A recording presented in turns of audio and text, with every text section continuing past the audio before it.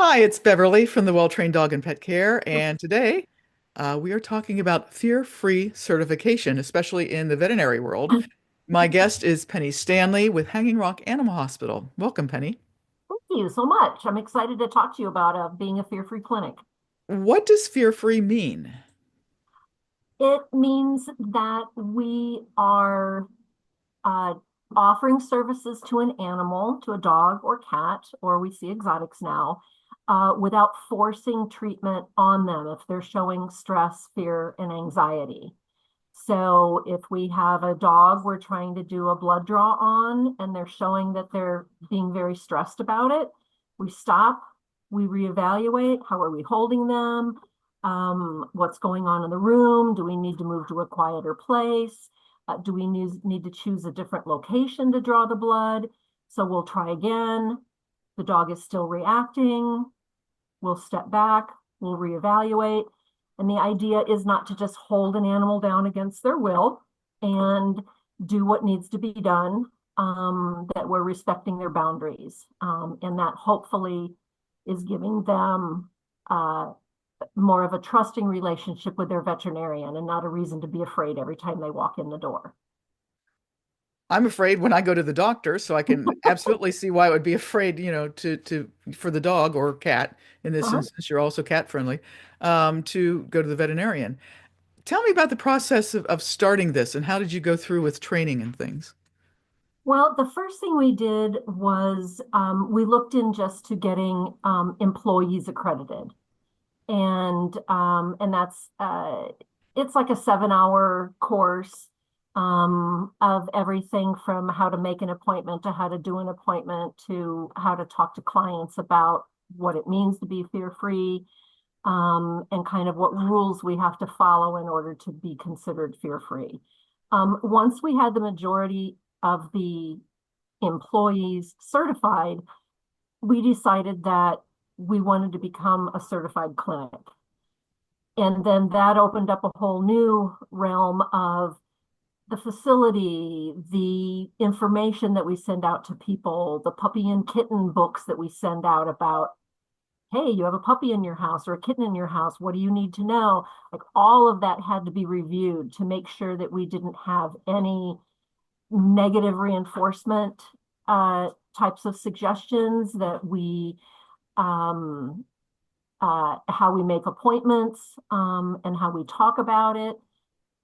So there was a lot that went on to making sure that the facility physically um, was up to standards. And then at that time was pre-COVID. So they actually came to the clinic. They looked at records to see how we documented a pet's fear, anxiety, and stress, which is called FAS for us. So we document FAS at each visit. And every pet has an emotional medical record. And in that emotional medical record, which stays at the top of their history, so it gets looked at before we ever bring a pet in for their appointment. And that tells us, are there triggers, things that the pet doesn't like people in hats, doesn't like to have their paws touched, um, doesn't like women, just Mhm. things like that. What are their triggers? Do we use pre-visit medications for anxiety and stress? What are their favorite treats? We document um, restraint procedures that have worked, because like I was talking about, we retry when something doesn't work, we reevaluate and try something new. When we find that something worked, we make a note of that in the emotional medical record. So when a receptionist makes an appointment, they look at the emotional medical record and they might say, it looks like Lily absolutely loves coming here as long as we don't touch her feet. And the owner will laugh and go, yep, you got it. Or it may say, it looks like um, Missy does better if she waits in the car until we have a room to put her in directly, because one of her triggers may be a lobby with people and other pets. So from the very beginning, we're trying to set an environment for that pet, to be as stress-free as possible. Was there something with the building itself that you had to change? Maybe bigger rooms or something like that? for the facility? No, there really wasn't. It was more because we already fit the criteria of what was required. So we didn't have to, physically do anything to the building. Um, but bulletin boards and things like that in the exam rooms needed to have something that was fear-free related. Whether it's, how do you create a fear-free visit for your pet? And then we have a bunch of information and photos, or um, uh, trying to think of something else that's not coming to my mind.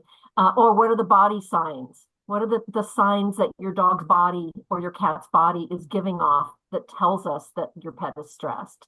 So hopefully the client sees that and realizes that what we're doing is looking at that behavior and those body languages and adjusting how we handle their cat or dog accordingly.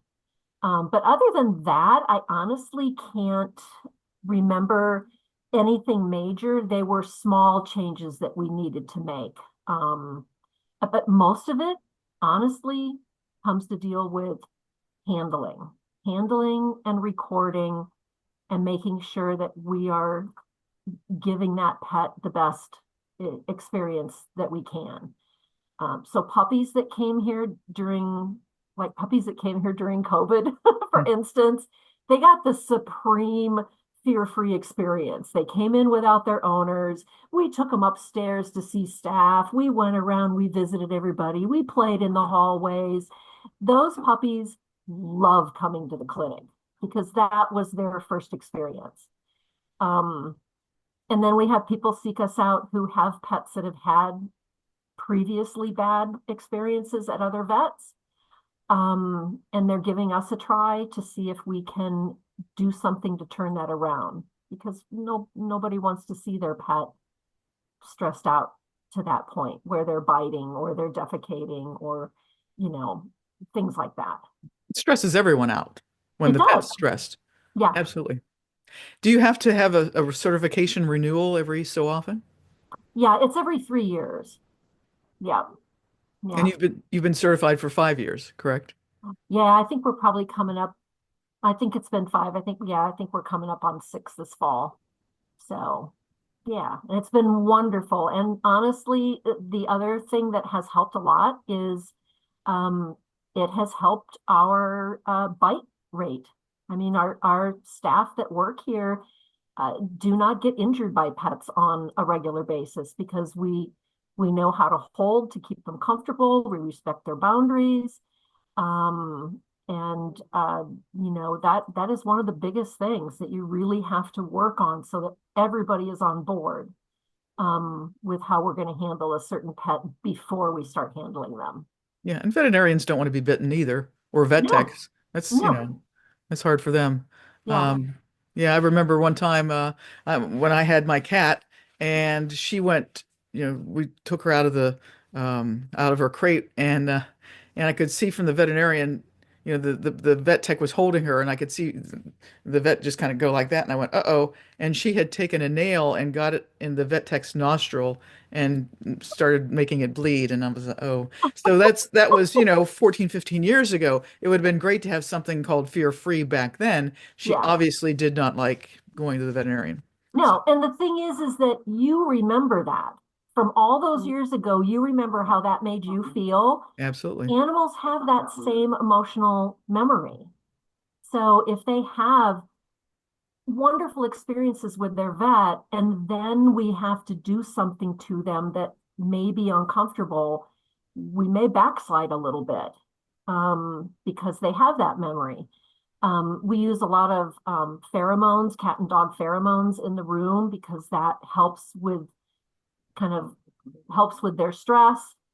If a cat comes into a room that just had a cat in it that was really had high fear, anxiety, and stress, those pheromones are still in the room. So we need to spritz our little feel away pheromones and, get that out of there or pick a different room. So, What have your clients been saying over the past 5 years with moving to fear free? Was it an adjustment for them? Of course, we had yeah, COVID and everything. yes. And well, COVID was an adjustment no matter what. for everybody, right? But I think that initially it was a little tough. It was probably tougher on the medical team because we had been trained like other people had been trained, and that if the dog needs a nail trim, you're going to hold them down and you're going to do the nail trim, and that's that. So we had to get to a point where we all understood where is the point that we stop, how many times have we kind of regrouped and it's still not working, and now we have to send the owner home with some pre-visit medications and have their dog come back on those so that we can get a blood draw or a nail trim done. And we'll hear, I don't want to just drug my dog, I don't want to just drug my cat. And you have to give them something they can relate to. So do you know people that really hate to fly and they cannot fly without some kind of Prozac or Valium or something on board? This is the same thing. Or does your dog react to thunderstorms and fireworks? This is the same as that. If you want your dog to not stress during fireworks and you're willing to medicate them, you should also see this as the same type of process. And our goal is that over time, maybe the pet won't need it once there's a trust and they know we're going to respect their boundaries, things like that. So we had some pushback on drugs. And then we did have some pushback on people that just said, I don't care. I'm not going to drug my dog. Just hold them down and do the nail trim. And we have to say, we're a fear-free clinic. We don't do that. And they may go to another clinic. And that's unfortunate for their dog because somebody out there is going to hold them down and lay on top of them and trim those nails whether they like it or not. And it will never become a better situation. Right. It could just escalate and become worse, and that's how people, owner and vet tech, get bitten.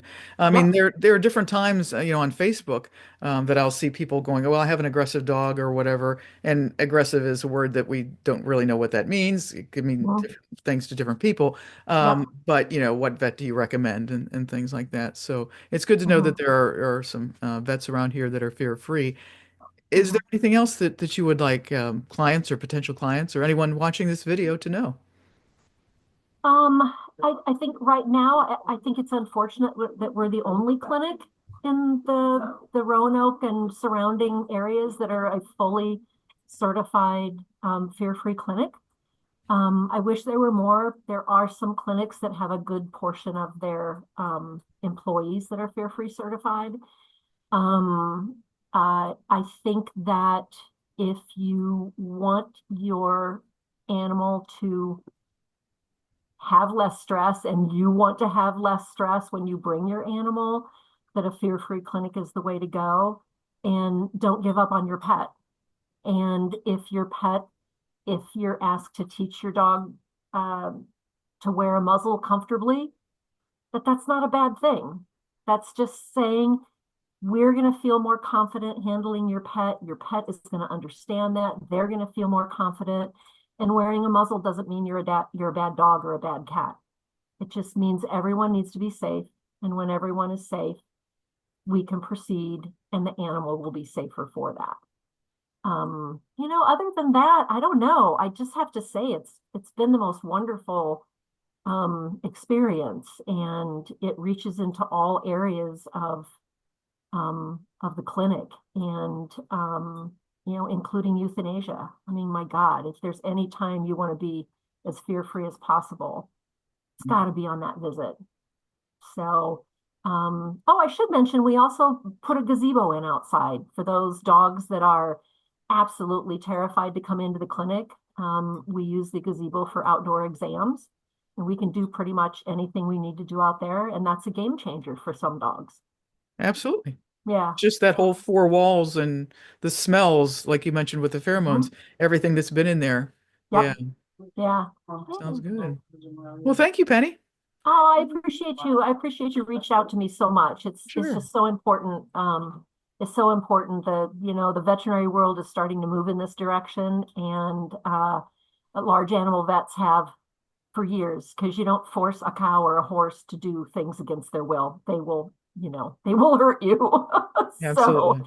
yeah, so let's spread that to all animals. All right. Penny Stanley from Hanging Rock Animal Hospital. Thank you. Thank you so much.